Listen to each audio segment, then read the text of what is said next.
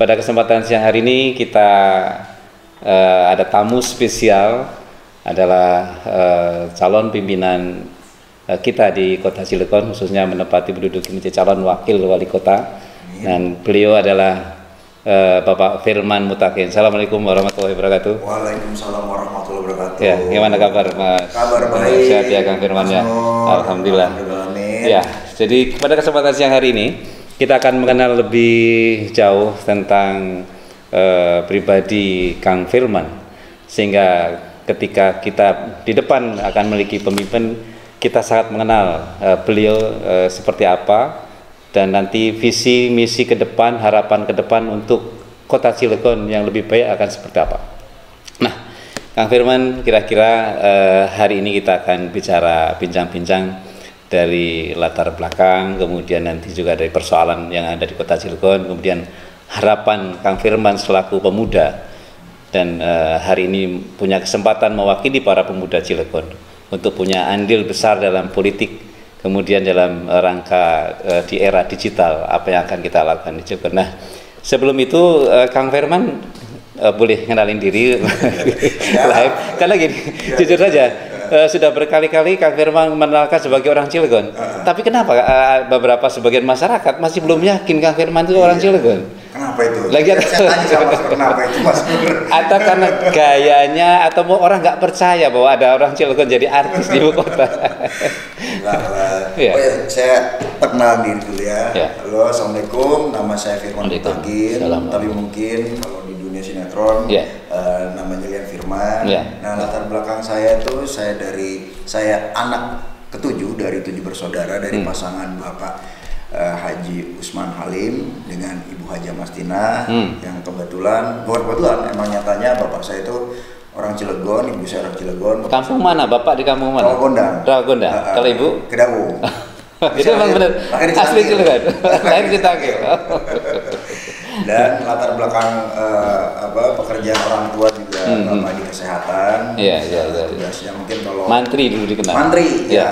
Mungkin pada zaman itu mungkin sedikit sekali petugas kesehatan yang di Cilegon. Mantri itu hanya ada 3. Kalau tidak salah dokter hanya ada 2 di Cilegon. Jadi kayaknya kalau pada tahun 80 sampai 90 kayaknya banyak orang lebih tahu bapak saya.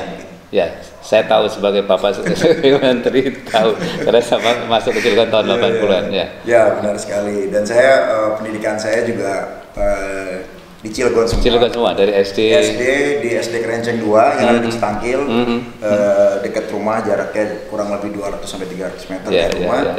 SMP di SMP 2. SMA saya pernah di SMA KS, habis itu saya pindah ke SMA Al-Islah. Kuliah saya sempat di Jakarta di Universitas Trisakti, habis itu saya pindah dan lulus di STI Al-Haria Cilegon, Citangkil juga. Ya. Jadi clear sebagai orang Cilegon itu clear. Ya, clear original saya. Di produk asli Cilegon. Iya. Tapi kemudian setelah fase dari sejak lahir kemudian menjadi besar dan kuliah di Cilegon, masih apa yang teringat masa-masa kecil di Cilegon dulu? Apa yang Kang Firman masih ingat masa-masa indah kecil di Cilegon? Dulu layaknya anak kampung ya Pak, di Tangkil masih dekat sekali dengan persawahan, dengan sungai. Karena jujur saya belajar sungai itu ada dekat rumah saya, namanya Kali Masjid itu Pak. Kali Masjid? Dekat Pekambalung itu. Sekarang masih ada itu ya? Udah nggak ada Pak, udah menyempit kali. Sudah menyempit. Makanya wajar kalau anak-anak sekarang itu tidak seindah zaman saya permainannya. Kalau saya nyari ikan di sawah. Dekat dengan alam lah, jadi bermain itu dengan alam. Jadi apa ya, punya kenangan-kenangan yang indah lah di kota Cilegon. Main bola, main petak umpet malam-malam. Terus dunia mengaji, dunia madrasah. Iya, saya madrasah juga. Kalau madrasah ketika SD sorenya kan saya harus sekolah madrasah. Pada umumnya anak Cilegon waktu itu pagi adalah pendidikan formal di SD, sore adalah pindah ke sekolah madrasah. Ya. Jadi itu wajib itu kayaknya. Wajib. Jadi walaupun hari ini kelihatannya sudah tidak seperti itu lagi. Ya. Sudah berubah, Pak? Sudah sangat berubah. Nanti coba kita perdalam dari persoalan itu ya. Mungkin Kang Firman sudah agak berapa lama di Jakarta ini? Saya di Jakarta itu dari tahun 2004 2004. Tapi saya masih pulang pergi karena waktu itu ibu kan masih ada, jadi saya setiap minggu sekali pulang ke Cilegon. Kemudian sudah profesi apa yang di Jakarta atau di mana sudah pernah ditekuni selama ini? Mungkin sedikit cerita nggak? Ya. Ini kita mengenal. Ya, memang itu yang hari ini ingin kita coba gali supaya masyarakat juga nanti akan paham. Sharing pengalaman aja. Jadi pasti. Awal karir masuk ke dunia entertain. Lah apa di Cilegon pernah ada bekal untuk masuk ke entertain itu? Kenapa berani ngambil di entertain itu? Sebenarnya kalau bekal dari Cilegon nggak ada, Pak. Nggak ada. Takdir Allah ini. Saya kira ya. Bisa karena terbiasa. Jadi background keluarga pun tidak ada di dunia seni. Saya kira di dunia Cilegon, masyarakat Cilegon kita kurang mengenal persis kalau ada orang Cilegon yang masuk di dunia kreatif, di antaranya seni peran. Nah mungkin ini adalah tren baru yang nanti bisa diikuti pilihan masyarakat anak muda sekarang. Oh ternyata ada profesi yang kita bisa diikuti selain kita mengenal soal industri. Benar sekali, Pak. Oke, coba lanjut. Ya, anak muda zaman sekarang lebih banyak pilihan, Pak, sebenarnya. Lebih banyak option. Mereka mau berkarir di bidang apa dan sarana prasarananya juga sangat memadai karena sekarang kan sudah berbasis teknologi, internet, segala macam. Jadi akses untuk kesananya lebih mudah dibanding mungkin pada zaman saya belum semua mencakup teknologi karena terbatas kan. Tapi kalau sekarang anak muda tuh aksesnya lebih terfasilitasi. Iya, karena semua pegang smartphone. Jadi menurut saya lebih gampang. Kalau saya dulu masih harus cari di koran iklan. Kantor ini di mana? Iya. Lalu lanjut tadi tentang perjalanan menuju Jakarta.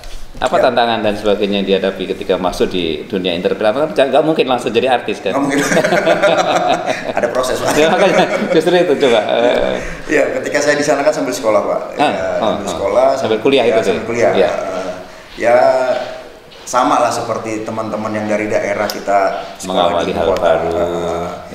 Ekonomi keluarga tidak selalu terbatas, stabil, kiriman telat. Kita dididik untuk tidak jadi manja. Persis ya. Apalagi di kota orang, gitu kan masalahnya bertahan atau tidak bertahan. Betul. Jadi ketika itu saya berpikir, saya keluar dari belenggu pemikiran saya yang selama ini berpikir bahwa segala sesuatunya akan baik-baik saja. Ternyata tidak semudah itu. Tidak semudah itu. Tergantung dari kita. Kita ingin seperti apa? Ingin baik-baik saja bisa, tapi kalau kita ingin hancur juga bisa. Jadi ketika saya ke sana, saya punya pengalaman baru, punya pelajaran baru bahwa keluar dari orang tua adalah sebuah keputusan yang saya ambil pada saat itu karena harus menempuh pendidikan.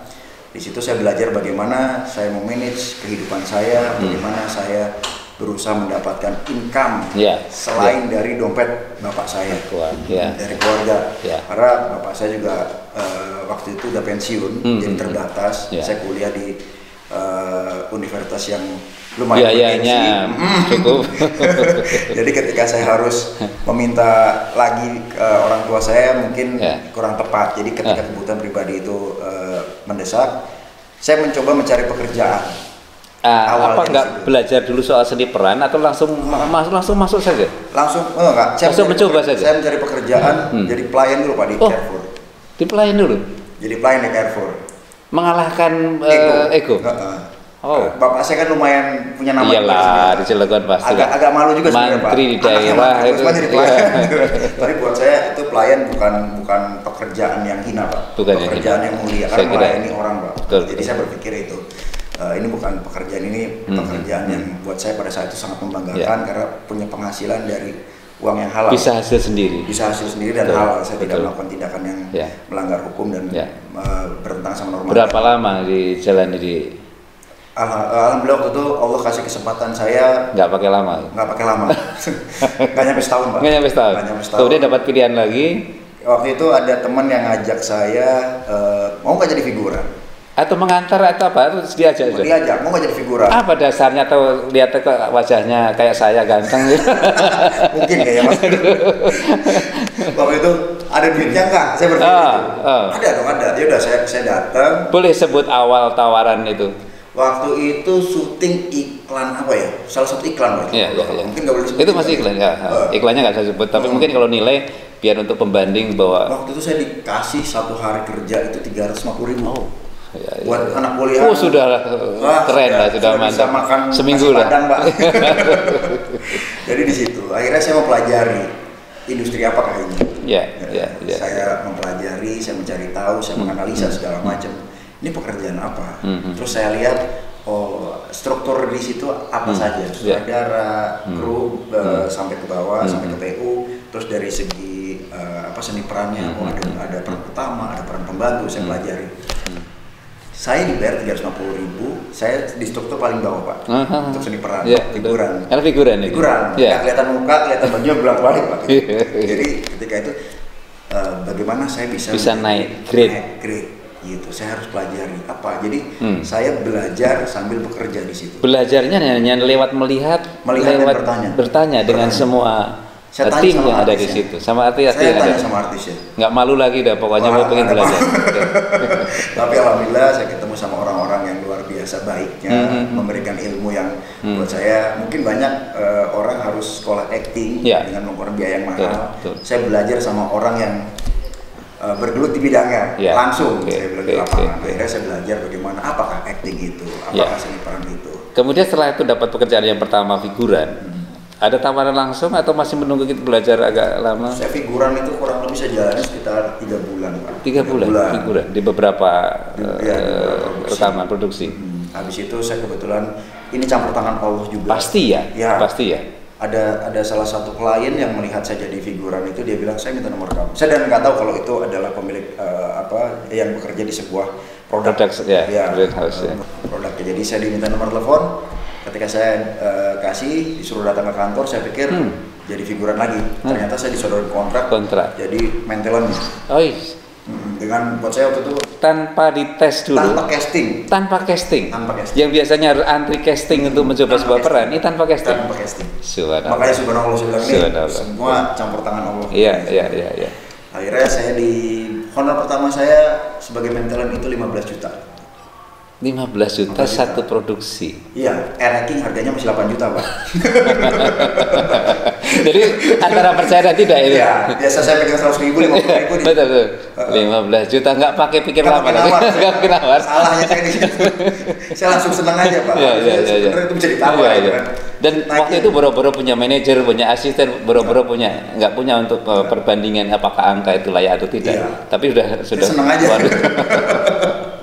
Nah, sejak itulah menjadi tahap berikutnya dan bisa membuktikan. Makanya bisa membuktikan bahwa orang Cilegon, saya yang asli Citangkil yang biasa main di kali masjid, cari ikan di sawah, bisa kok selama kita masih punya usaha. Jadi sampai sinetron yang panjang itu.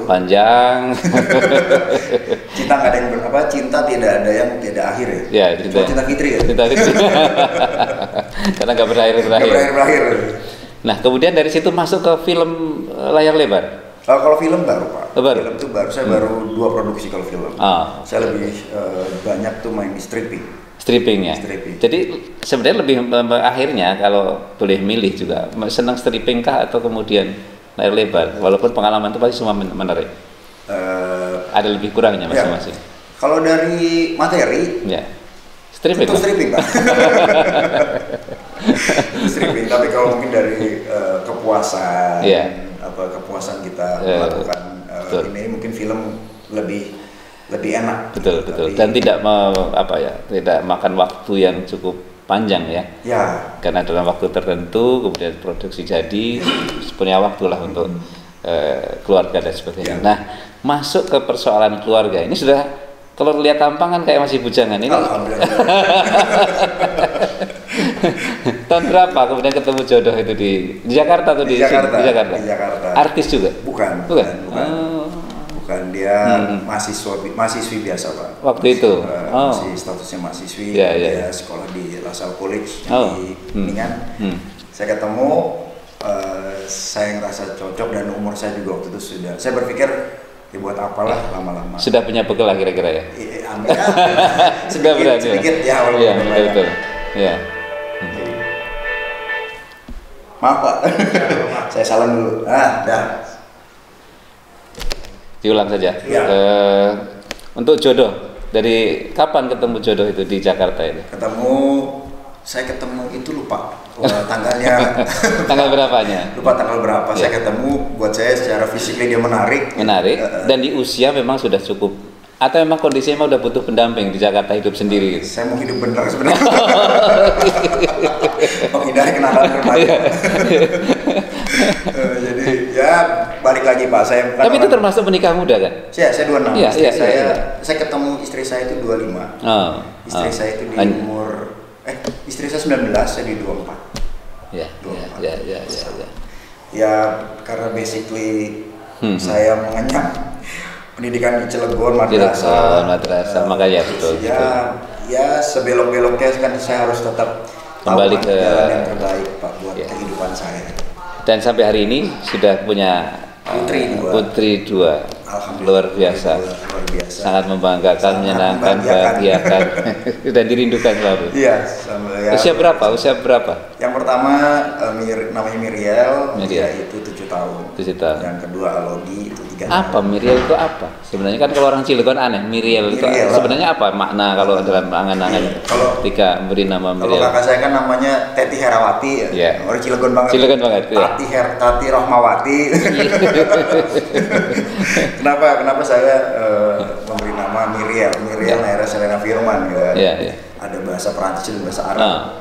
Jadi ada 2 bahasa yang saya ambil dari situ. Kenapa saya cari nama yang general? Ya, ada doa apa yang terkandung di nama itu? Ya, saya berharap anak saya ini bisa menjadi seseorang yang baik, cantik. Karena Miriel sendiri kan menarik, baik.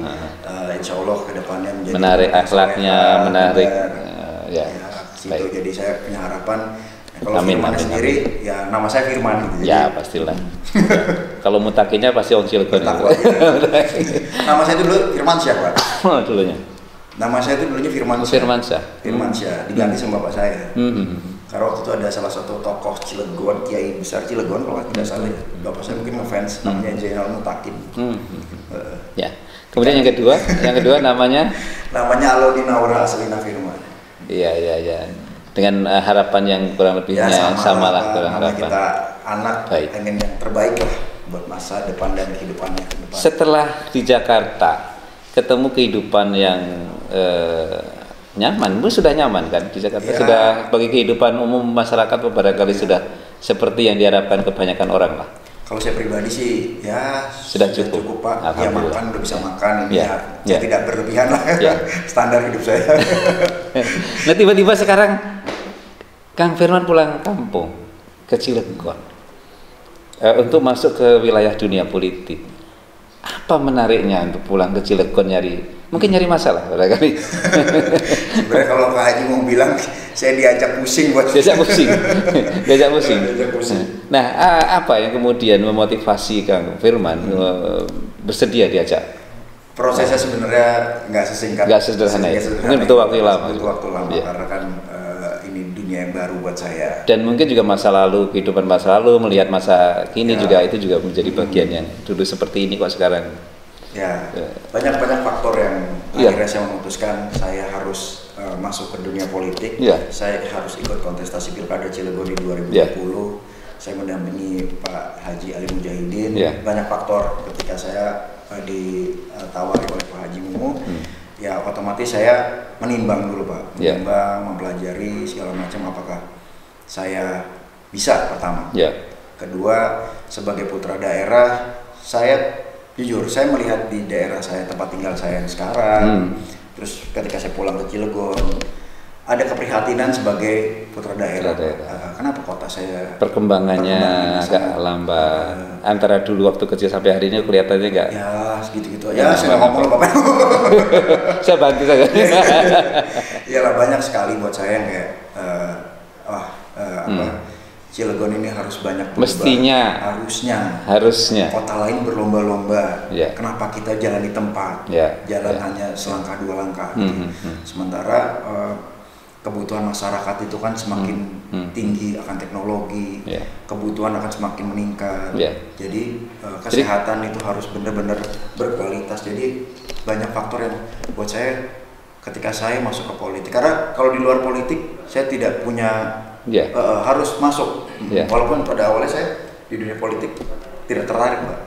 Ya, ini kan kebanyakan pemuda hari ini ke politik itu hampir tidak peduli, hampir kurang partisipasi politiknya. Tapi tiba-tiba Kang Firman mewakili unsur pemuda untuk berani meninggalkan kenyamanan hidup, kecukupan hidup di Jakarta, kemudian masuk ke wilayah persoalan. Dan saya lihat alasan tadi adalah ternyata ada kepedulian terkait dengan kehidupan masyarakat Cilegon yang kemudian ingin punya andil supaya bisa syukur lebih baik dari posisi yang hari ini. Ini kelihatannya seperti ketika Kang Firman ke Jakarta kemudian nggak tahu masuk ke wilayah artis. Nah, hari ini dari keartisan masuk ke wilayah politik seperti halnya ketika dulu masuk ke Jakarta, itu hal baru. Tapi kelihatannya juga langsung cepat untuk bisa belajar menyesuaikan hal itu. Ya, mau tidak mau Pak, karena kita dalam kehidupan kan kadang-kadang kita harus menyesuaikan dengan kondisi kita sekarang. Nah, di politik pun saya harus segera beradaptasi. Jadi dan tujuan saya memang tidak muluk-muluk. Jadi apa yang saya tawarkan ke masyarakat dan ke pendukung saya adalah kejujuran saya, apa adanya saya. Jadi ketika saya diberikan kesempatan, saya akan memberikan sesuatu yang terbaik buat kota saya. Jadi saya tidak ada mau embel-embel. Jadi nggak ada motif pribadi bahwa ingin jadi orang pimpinan daerah kemudian ingin mendapat apa dari pimpinan daerah, nggak kebayang hal seperti itu. Enakan syuting Pak. Kalau kalkulasi matematika gitu. Kalau matematika enakan syuting Pak. Saya kira nggak terlalu harus menguras energi, tapi kemudian hasil yang dirasakan di keluarga cukup nyaman, tidak harus terganggu oleh persoalan sosial. Benar, Pak.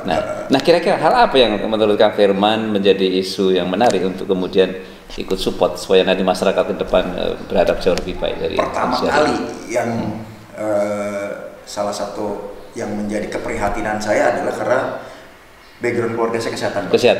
Bapak Mantri yang suka nyontek. Kakak dokter. Bidan. Hampir semua melanjutkan profesi Bapak. Iya, semua di bidang kesehatan. Kecuali saya. Mungkin amanah Allah beda ya terhadap satu ini. Allah memberikan jalan. Pasti ya. Insya Allah tidak. Nah, jadi kesehatan menjadi fokus satu. Di antaranya. Tapi yang membuat saya sangat prihatin adalah ketika melihat kondisi pelayanan kesehatan yang ada di kemarin ketika pemeriksaan kesehatan masuk di rumah sakit. Sebenarnya begini Pak, kalau dari SDM-nya saya lihat udah luar biasa Pak, udah Pak. Mereka rata-rata perawatnya S2 Pak. S2. Mereka sudah bagus. Sudah kualifikasinya sudah sangat cukup. Lebih dari tinggal support barangkali. Apa support? Pengelolaannya Pak yang salah. Manajerial. Iya. Buat saya pengelolaan yang salah. Karena SDM-nya bagus. Terus. Nah, di manajerial atau pengelolaan mungkin ada banyak hal yang mungkin ke depan bisa ditawarkan dalam rangka meningkatkan pelayanan kesehatan itu sendiri. Apakah dari sisi apa yang terlihat, fisikah atau dukungan support apa yang mungkin dilihat? Yang pertama. Apa standarisasi pelayanan? Sarana prasarana. Karena dokter itu kan bekerja pasti menggunakan alat Pak. Secanggih apapun montir kalau tidak dikasih obeng susah Pak. Jadi peningkatan perlengkapan alat kesehatannya dengan kualitas yang paling baik, obat-obatan sehingga bisa memberikan pelayanan masyarakat juga hasilnya baik juga Pak. Bagaimana seorang dokter bisa memberikan pelayanan baik kalau mereka punya keterbatasan di hal yang tadi. Kemudian itu kan rumah sakit diantaranya. Tapi kan juga pelayanan di tingkat kecamatan, di kita punya puskesmas. Nah, bagaimana untuk pelayanan peningkatan di puskesmas? Ada gambaran? Kalau saya lihat Cilegon ini rumah sakitnya masih sangat sedikit ya Pak. Kalau puskesmas itu kan dia punya keterbatasan. Pasti ya. Tidak. Mungkin ada beberapa puskesmas yang menyediakan rawat inap. Tapi kalau itu juga belum maksimal. Tapi kalau setahu saya itu juga hanya beberapa hari Pak. 3 sampai 7 hari kalau nggak salah ya. Itu akan dirujuk ke rumah sakit. Tetap jadi tidak bisa memberikan setaranya tidak setara. Jadi berharap ke depan itu menjadi full bisa pelayanan untuk rawat inap. Saya berharap nanti ada rumah sakit lain. Kan kalau sekarang tuh rumah RSUD itu ada di daerah Pangurawi lebih dekatnya ke arah Serang. Wilayah selatan mungkin bisa di. Jadi buat masyarakat yang di Kecamatan Merak, Ciwandan itu kan mungkin terlalu jauh Pak. Betul. Jadi bisa dikembangkan. Saya berharap ada beberapa rumah sakit lah untuk menjangkau masyarakat. Jadi masyarakat juga tidak terlalu jauh Pak untuk kesana. Jadi puskesmas bisa ditingkatkan, grade-nya kan ada grade-nya. Kemudian rumah sakit perlengkapan alat bisa disupport. Dan pasti juga mungkin support kesejahteraan para tenaga medisnya. Ya semuanya lah, insya Allah lah buat kesejahteraan kita semua lah. Baik, itu dari sisi perhatian kesehatan. Apa yang Kang Firman lihat soal pemuda-pemuda dan Cilegon, kemudian juga yang kedua nanti berikutnya bagaimana tentang pengembangan kreativitas anak-anak Cilegon? Anak-anak Cilegon tuh buat saya, karena saya anak-anak Cilegon juga. Kalau potensi pasti sama ya, antara anak Cilegon, anak Jakarta, anak manapun punya potensi yang sama. Tinggal mungkin peluang atau kesempatannya. Peluang, kemauan, sama peran andil pemerintah terhadap kebijakan pemerintah terhadap pemuda. Itu akan memudahkan kita sebagai pemuda Cilegon. Gitu. Nah, yang dilihat apa yang butuh support dari anak-anak muda Cilegon? Banyak Pak, karena sekarang kan lebih banyak pilihan buat anak muda kan. Tidak melulu seperti zaman saya itu masih lulus SMA atau lulus STM atau lulus kerja di pabrik. Gitu. Ternyata sekarang tuh berbeda sama zaman sekarang. Ada yang ingin masuk seni peran, dunia kreatif. Ada yang pengen jadi kreator, YouTuber, ada yang ingin banyak banget Pak. Yang belum ada di Cilegon adalah tempatnya, wadahnya, panggungnya buat mereka. Mereka belajar sama aja seperti seorang atlet, latihan terus tapi tidak pernah tanding. Itu buat apa? Bagaimana mau maju prestasi? Gimana mau unjuk gigi? Gimana buat menjadi prestasi, bahkan buat menjadi cikal bakal karir dia. Jadi tidak hanya soal wadah kreatif, wadah olahraga pemuda pun juga butuh support. Di setiap wilayah, mungkin ke perkecamatan kah butuh tempat-tempat yang anak-anak muda bisa. Karena buat saya olahraga itu mengajarkan bagaimana kita berlaku sportif, Pak. Pasti ya. Bagaimana kita memperlakukan orang, adil segala macam itu dari olahraga. Olahraga adalah pertandingan sportivitas, Pak. Jadi buat orang-orang yang nggak sportif itu kayak harus olahraga dulu Pak. Jadi biar tahu dia pentingnya sportivitas itu seperti apa. Terus bagaimana rasanya sekarang sebagai pemuda punya peluang untuk andil dalam sebuah kebijakan pemerintah khususnya di Cilegon? Ya, yang pertama semuanya tentu dengan jalan Allah ya Pak. Pasti. Tidak semerta-merta saya yang ingin maju. Pertama saya diajak Haji Mumu, yang kedua juga saya disupport sama masyarakat Cilegon tentunya. Karena kalau tidak ada support juga pasti ya buat apa gitu. Saya memaksakan kehendak saya gitu. Tapi karena sekarang yang mensupport banyak dan waktu saya dengan Kak Haji Mumu juga waktu itu dukungan melalui KTP itu sampai 39.000 sekian, lumayan banyak tuh. Jadi ada semangat spirit. Karena ternyata ada support dari masyarakat yang ternyata masyarakat pun mensupport saya dan ingin Cilegon itu berubah. Dan semakin hari ketemu dengan masyarakat sampai di level yang paling bawah, itu motivasi makin membesar. Melihat kesenjangan, melihat persoalan masyarakat yang semakin hari, memang mereka butuh sekali support itu. Mereka butuh sekali support. Mereka butuh. Sebenarnya kalau saya lihat masyarakat tidak menuntut pemerintah yang terlalu berlebihan. Hanya berikanlah hak sentuhan mereka. Saja. Sentuhan, berikan hak mereka. Berikan wadah. Terus jalanan diperbaiki, PJU diterangin segala macam. Mereka umumnya saja haknya masyarakat untuk dipenuhi. Jadi sebenarnya tidak harus dengan berteriak, tapi harus memang kewajiban nanti pemerintah lah yang harus menegur. Oke, Kang Firman, di sesi akhir apa harapan Kang Firman untuk pemuda ke Cilegon dan masa depan kita di Cilegon umumnya? Ya mungkin pemuda sama pemikirannya seperti saya pada waktu saya sebelum masuk ke politik. Politik itu bukan hal yang menyenangkan buat kita. Kita tidak tertarik dengan dunia politik, tapi dengan kita aware terhadap politik, satu suara kita bisa merubah masa depan minimal 5 tahun ke depan kota kita mau jadi seperti apa. Jadi peran pemuda sangat penting. Saya sebagai pemuda kota Cilegon, saya berharap ayo kita sebagai anak muda peduli dengan kota kita, minimal kita memberikan suara kita buat orang yang menurut kita bisa merubah Cilegon jadi lebih baik lagi ke depan. Oke, Kang Firman, terima kasih. Terima kasih. Mudah-mudahan ini masyarakat lebih mengenal dan harapan dan doa kita mudah-mudahan tercapai, Cilegon yang lebih baik. Terima kasih. Assalamualaikum warahmatullahi wabarakatuh.